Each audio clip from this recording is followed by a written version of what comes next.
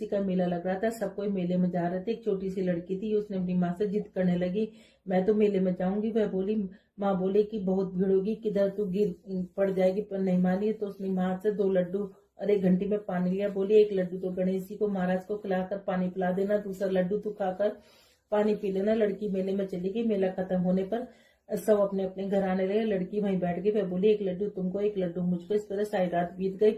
गणेश जी ने सोचा कि लड्डू नहीं खाऊंगा तो लड़की घर नहीं जाएगी। छोटा सा रूप बनाकर आया, लड़की से 1 लड्डू लेकर खाया, पानी पी लिया।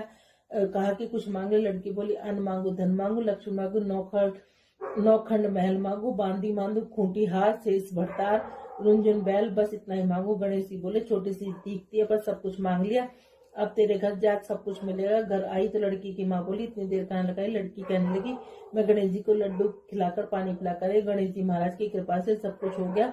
गणेश जी महाराज जैसे उसको दिया वैसे कहते सुनते हमारे और हमारे परिवार को, सुनने वालों को, सबको देना। बोलो लक्ष्मी माता की जय। एक ब्राह्मण था, हर रोज पीपल में जल चढ़ाने जाता। पीपल में से एक लड़की कहती, पिताजी मैं तेरे साथ चलूंगी। ब्राह्मण सूखने लगा। ब्राह्मणी बोली, क्यों सूखते जाओ। ब्राह्मण बोला, पीपल में से लड़की कहती, पिताजी मैं तेरे साथ चलूंगी। बोली, कल ले आना, जहाँ 6 खाएंगी वहां 7वीं भी खा लेगी। दूसरे दिन ले आया। उस दिन आटा मांगने गया तो थैली भर भर के मिला। आटा छानने लगी। बोली, माँ मैं छानूंगी ना, पावनी बेटी धोली हो जाएगी ना, मैं तो छानूंगी। उसने छाना, परात भर गई। खाना बनाने में लगी तब मैं भी बोली, माँ मैं बनाऊंगी। माँ बोली, ना बेटा तेरी उंगली चल जाएगी। ना माँ मैं ही बनाऊंगी। रसोई में 36 प्रकार के भोजन बनाए, सबने पेट भर भर के खिलाया। दूसरे दिन और दिन भूखे रहते थे, उस दिन पेट भर के खाया। अब थोड़ी देर बाद उनका भाई आया, बोला, जीजी मुझे भूख लग गया, रोटी खाऊंगा। बहन सोच में पड़ गई, सबने खा लिया, कहाँ से खिलाऊंगी। बेटी बोली, माँ क्या बात है, तेरा मामा है रोटी खाएगा। रसोई में गया, 36 प्रकार के भोजन बनाए, लाकर मामा को जिमा दिया। जीजी ऐसा भोजन मैंने कभी ना खाया जैसा आज खाया। भाई तेरी पावनी भांजी आई, उसने बनाया था। मामा खाकर चला गया। शाम हुई और बोली, माँ चौकी पर दीवा जलाकर बैठा दो, मैं कोठी में सोऊंगी। ना बेटी तू डर जाएगी ना, मैं तो कोठे में ही सोऊंगी। कोठे में सो गई। आधी रात को उठी, चारों तरफ आँख फिराई, धनी धन हो गया, जाने लगी। बाहर बूढ़ा ब्राह्मण सो रहा था।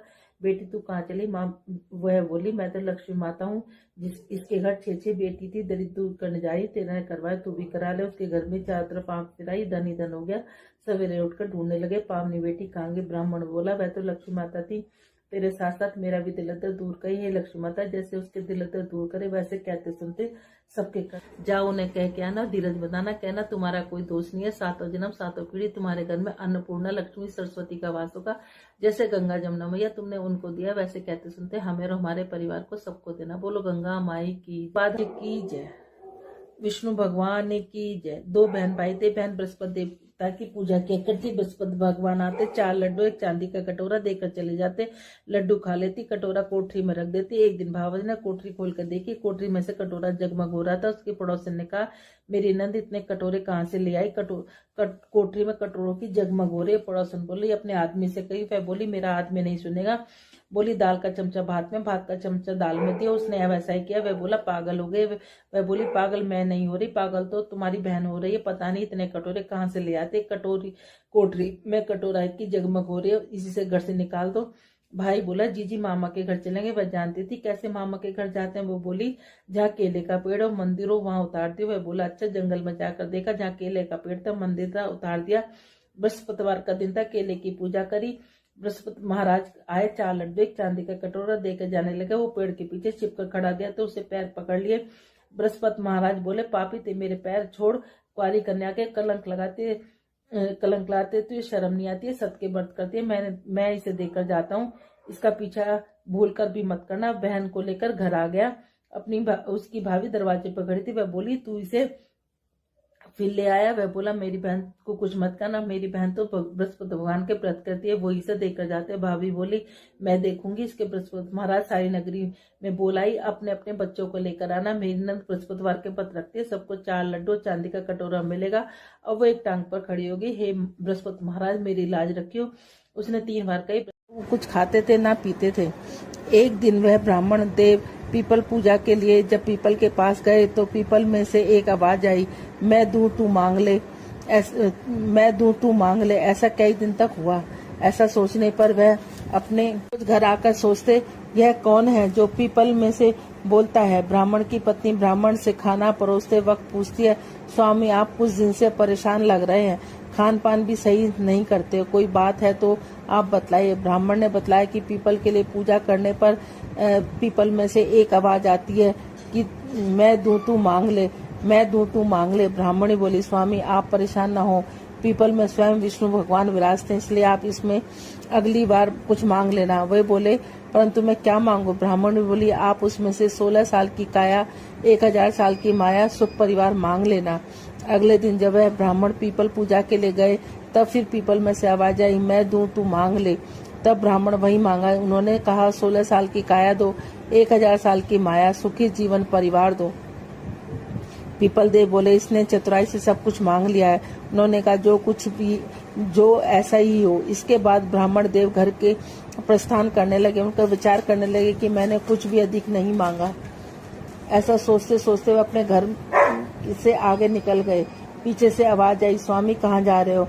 घर का मार्ग भूल गए? ब्राह्मण बोले, हमारी तो झोपड़ी होती थी, यह महल कहाँ से? ब्राह्मणी बोली, मैंने कहा था ना कि पीपल में स्वयं भगवान वास करते हैं, यह सब उनका ही आशीर्वाद है। ब्राह्मण देव बोले, नहीं, उन्होंने तो मुझे कुछ नहीं दिया था, मैं तो खाली हाथ आया हूँ।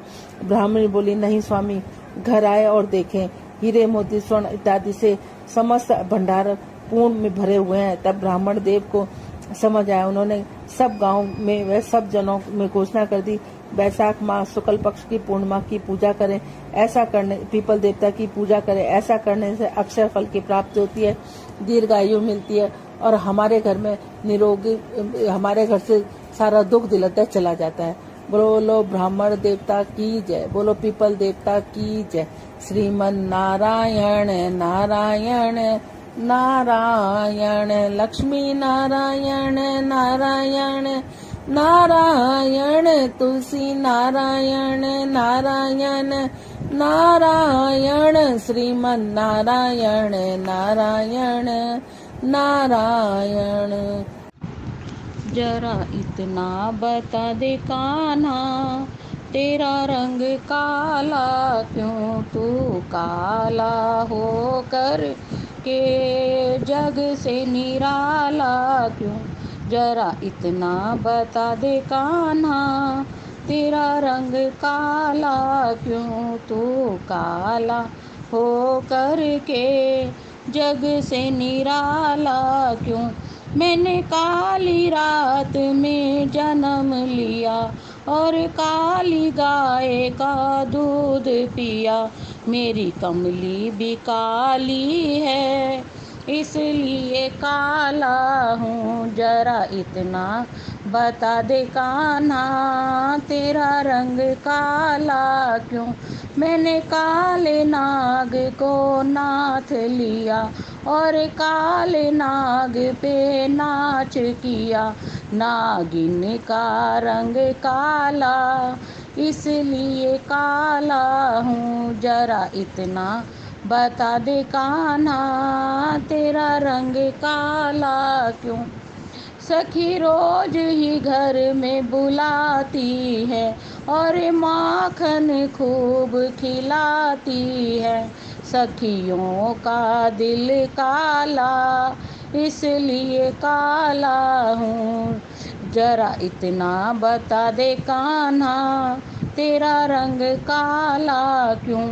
सखी नैनों में कजरा लगाती है और पलकों पे मुझको बिठाती है, कजरे का रंग काला, इसलिए काला हूँ। जरा इतना बता दे कान्हा, तेरा रंग काला क्यों, तू काला हो करके जग से निराला क्यों?